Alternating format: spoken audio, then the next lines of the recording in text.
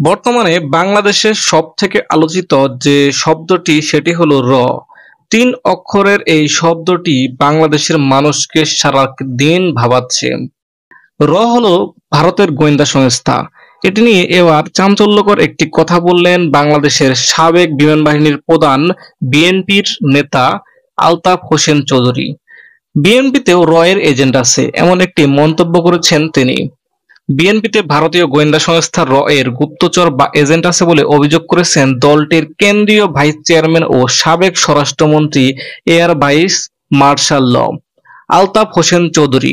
তিনি বলেছেন, বিএনপিতে কিছু পরিচিত ইন্ডিয়ান র এর এজেন্ট আছেন যারা এখনো আওয়ামী লীগের প্রেতাত্মাদের পুনর্বাসন করেছেন এবং বিএনপি নেতাকর্মীদের ক্ষতি করার কাজে ব্যবহৃত হচ্ছেন। এই র এজেন্টরা বাংলাদেশে বসে টাকা আয় করেন। ১০০ টাকার ৯০ টাকা ইন্ডিয়ায় পাঠান, সেখানে বাড়ি গাড়ি সব আছে। এক একজন ২ থেকে ৩টা দেশের পাসপোর্ট বহন করেন।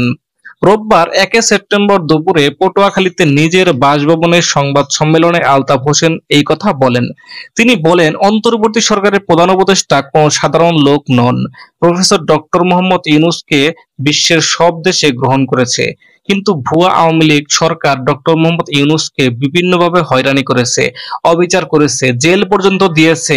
ডক্টর মোহাম্মদ ইউনূস এই দেশের ভঙ্গুর অর্থনীতি ঠিক করার জন্য উদ্যোগ নিয়েছেন উল্লেখ করে বিএনপির এই নেতা বলেন, তিনি আইএমএফ এর সঙ্গে যোগাযোগ করেছেন, বিশ্ব ব্যাংকের সঙ্গে যোগাযোগ করেছেন, এছাড়া বিভিন্ন দেশের সঙ্গে তিনি যোগাযোগ করে অর্থ নিয়ে আসছেন।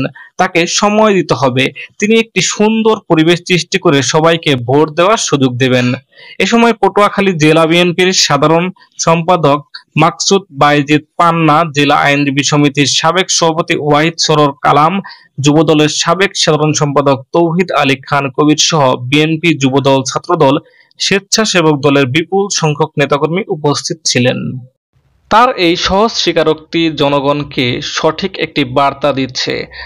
সত্যি কথা বলতে বিএনপিতে এখনো ভালো কিছু নেতা আছে বলেই সত্য কথাগুলো তারা অকপটে স্বীকার করে নেয়। তারা মানুষকে বোঝাতে চাচ্ছে যে তারা প্রয়োজনে দলের বিরুদ্ধেও কথা বলতে দ্বিধাবোধ করবে না। সত্যি এটি একটি সুস্থ ধারার রাজনীতির দিকে দেশকে নিয়ে যাবে বলে ধারণা করা যাচ্ছে। আপনারা কি মনে করেন সেটি কমেন্ট বক্সে জানাতে পারেন।